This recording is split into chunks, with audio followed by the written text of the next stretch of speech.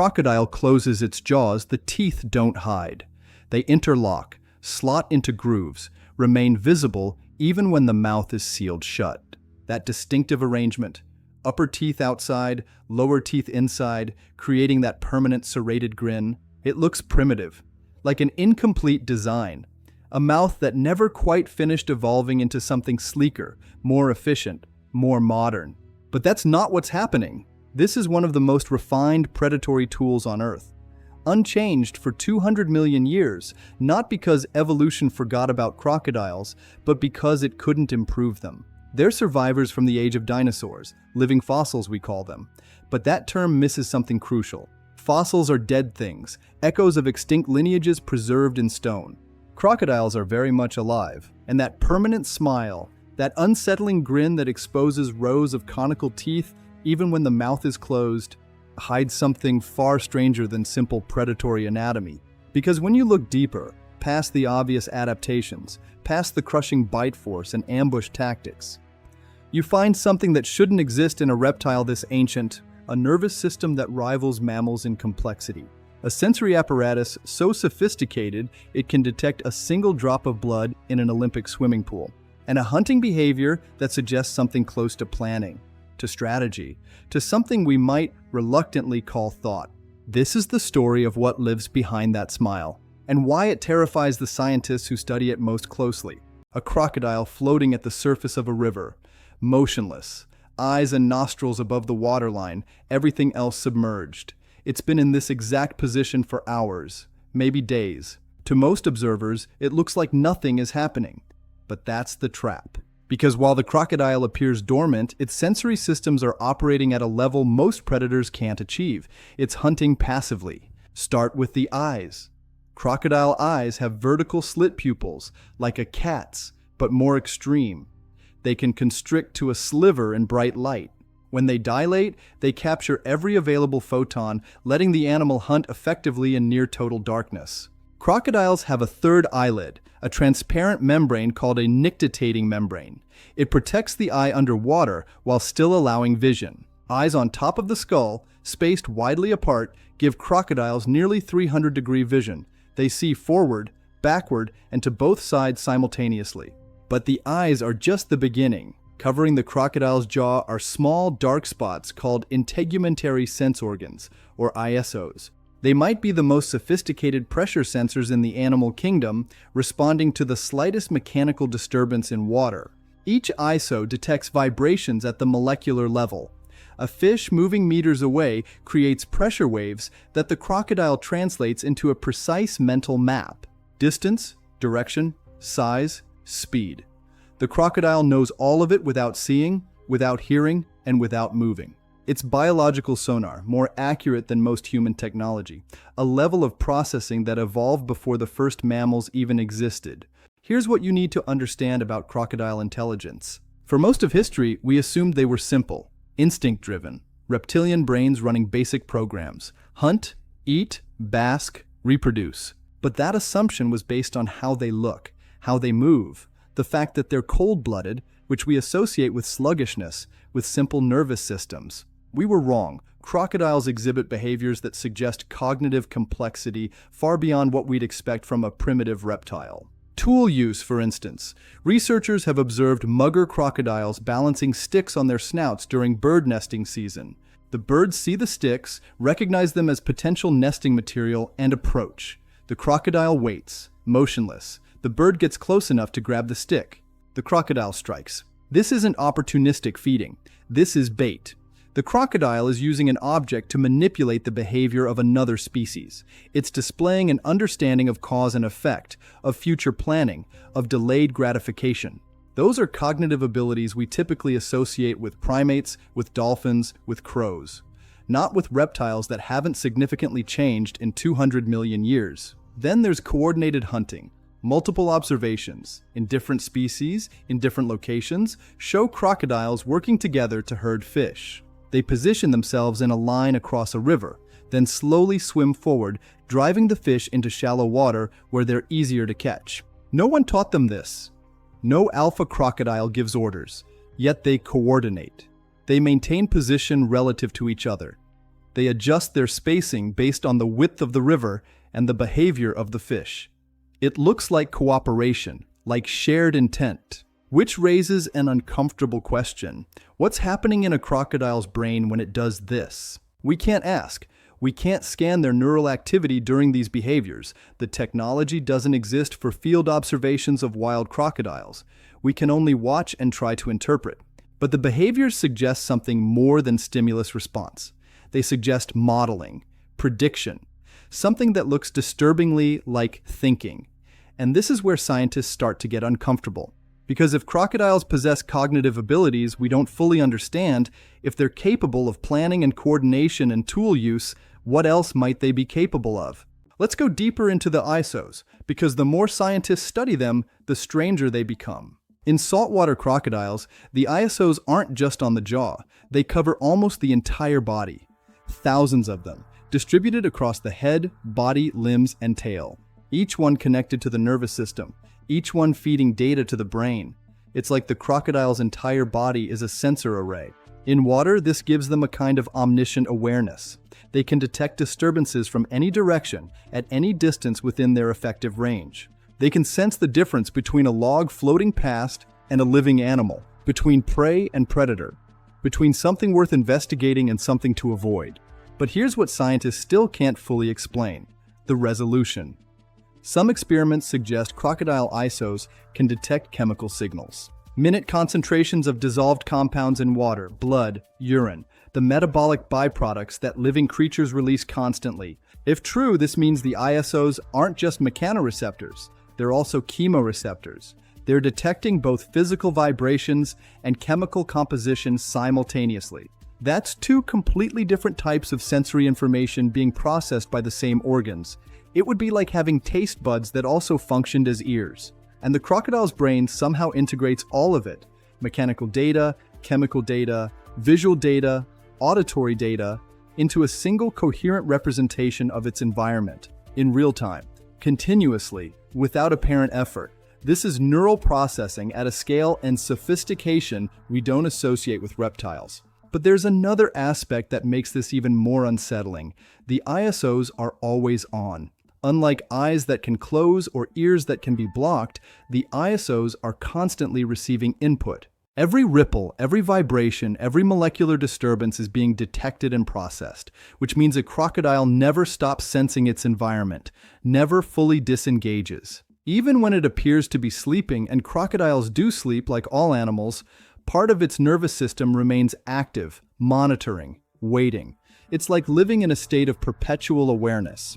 For humans, that would be maddening. Our brains require periods of sensory deprivation. We need sleep, darkness, silence to remain mentally stable. But crocodiles exist in a sensory environment that never shuts off, and they've been doing it for hundreds of millions of years. What does that do to the structure of consciousness? We can measure their brain activity, we can observe their behavior, but we can't access their subjective experience. We don't know what it feels like to be a creature whose awareness extends in all directions simultaneously, perceiving a world we can barely detect with our most sophisticated instruments.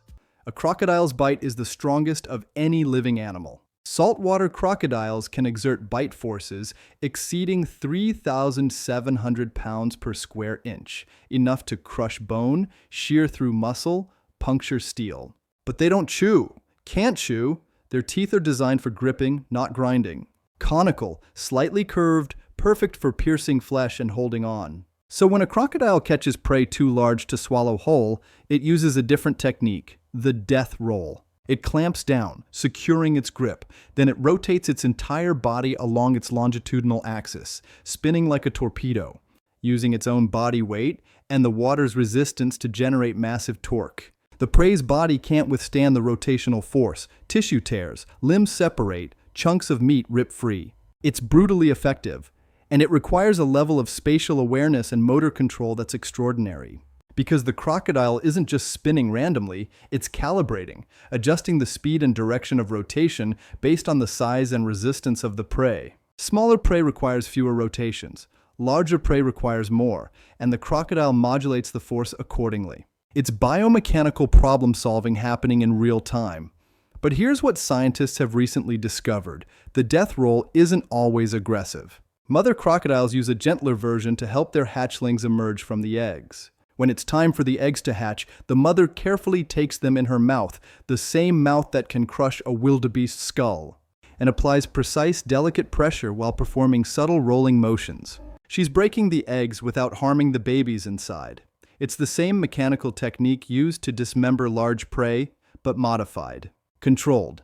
Executed with a precision that suggests fine motor control we don't associate with reptiles. This raises a larger question about behavioral flexibility. If a crocodile can adjust the death roll from bone-crushing violence to delicate egg-opening gentleness, what's controlling that modulation? It's not a different behavior. It's the same behavior executed with different parameters, which means the crocodile's nervous system can access a range of motor outputs and select the appropriate one based on context. That's not instinct. That's control. That's the kind of motor planning we associate with nervous systems capable of voluntary action. And it's happening in a creature we've spent centuries dismissing as a primitive killing machine. The fossil record shows crocodilians from the late Triassic period that are nearly identical to modern species. Same basic body plan, same skull structure, same teeth arrangement. In evolutionary terms, they're perfect. So well adapted to their niche that natural selection has had no reason to modify them significantly. But during those 200 million years, the world changed dramatically. Continents moved, climates shifted, ice ages came and went, asteroid impacts wiped out entire lineages. The dinosaurs, crocodiles' contemporaries, went extinct. Mammals arose and diversified into thousands of species. And through all of it, crocodiles persisted, unchanged. How? Part of the answer is their adaptability. Crocodiles can survive in freshwater, saltwater, and brackish water. They can tolerate temperature extremes. They can go months without eating. They can regulate their body temperature through behavior, basking in sun to warm up, retreating to water to cool down. They're generalists disguised as specialists, flexible despite appearing rigid. But there's something else, something scientists are only beginning to appreciate. Crocodiles might be smarter than almost any other reptile. Their brains, particularly the cerebrum, the part associated with complex processing, are more developed than we'd expect. They have a more extensive forebrain than most reptiles, with neurological structures that share surprising similarities with mammalian brains. This doesn't mean crocodiles are as intelligent as mammals, but it suggests they're operating at a cognitive level we've consistently underestimated. And if that's true, it changes everything about how we understand their evolutionary success. Because maybe they survived not just because of physical adaptations, the armored skin, the powerful jaws, the amphibious lifestyle. Maybe they survived because they could learn, could adapt behaviorally, could solve problems their ancestors never encountered. Evolution doesn't just select for physical traits, it selects for survival strategies. And intelligence, even rudimentary intelligence, is one of the most effective strategies there is. But this raises an unsettling possibility. If crocodiles have maintained relatively high cognitive function for 200 million years, if their nervous systems have been this sophisticated for that long, how much of our own intelligence is actually unique to mammals? How much of what we consider advanced cognition might be convergent evolution, different lineages arriving at similar solutions independently? And if a reptile brain can support behavior that looks like planning, like cooperation, like problem solving, what else might be possible in creatures we've dismissed as simple? Most people know this. If you shine a flashlight across a swamp at night, you'll see dozens of glowing red points reflecting back. Those are crocodile eyes, the tapetum lucidum, a reflective layer behind the retina, bouncing the light back. It's a common adaptation in nocturnal predators. Cats have it, deer have it, many species use it to maximize vision in low light. But crocodile eyes shine even when there's almost no light to reflect. Researchers conducting nighttime observations have reported seeing crocodile eyes glowing faintly even in near total darkness. Not reflecting an external light source, there isn't one. Producing their own dim luminescence. The mechanism isn't clear. Some scientists speculate it's residual photon emission from the tapetum lucidum, a kind of biological afterglow. Others think it might be related to the photoreceptor cells themselves, some kind of low-level bioluminescence. No one's certain. But the effect is unmistakable. In absolute darkness and water, you can sometimes see them. pairs of red eyes hovering at the surface, watching. And here's what makes this genuinely unsettling. Those eyes are often looking at you before you look at them. Because remember the ISOs. Remember the nearly 360-degree vision. Remember that crocodiles can detect vibrations in water from dozens of meters away. By the time you see the eyes, the crocodile has already sensed you, has already determined your size, your distance, whether you're prey or threat. It's already decided what to do about you. And that smile, that permanent serrated grin, suddenly looks less like a simple anatomical feature and more like something else. A warning maybe, or a promise.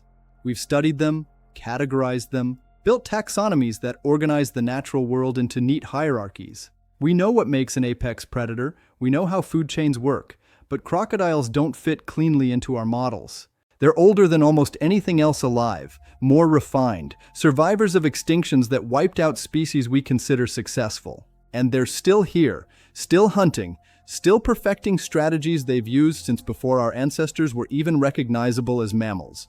That should tell us something. Not about crocodiles, about the limits of our understanding. Because the more we study these animals, the more complex they become. Every answer leads to 3 new questions. Every behavior we explain reveals 10 more we can't. We know how their ISOs detect vibrations, but not how their brains process that information. We know they can use tools, but not what motivates that behavior. We know they've survived for 200 million years, but not what combination of traits, physical, neurological, behavioral, made that survival possible.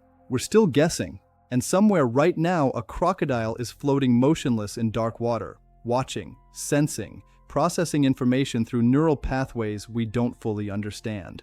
Maybe waiting for prey, maybe just existing, patient and aware, in a way we'll never directly experience.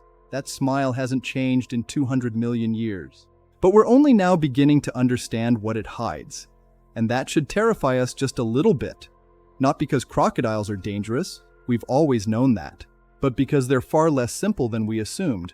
And the world is full of creatures we've categorized as primitive, dismissed as instinct-driven, assumed were too simple to surprise us. What else are we wrong about? What other ancient eyes are watching us from the darkness, processing information we can't detect, making decisions we can't predict? The crocodile knows, but it's not telling.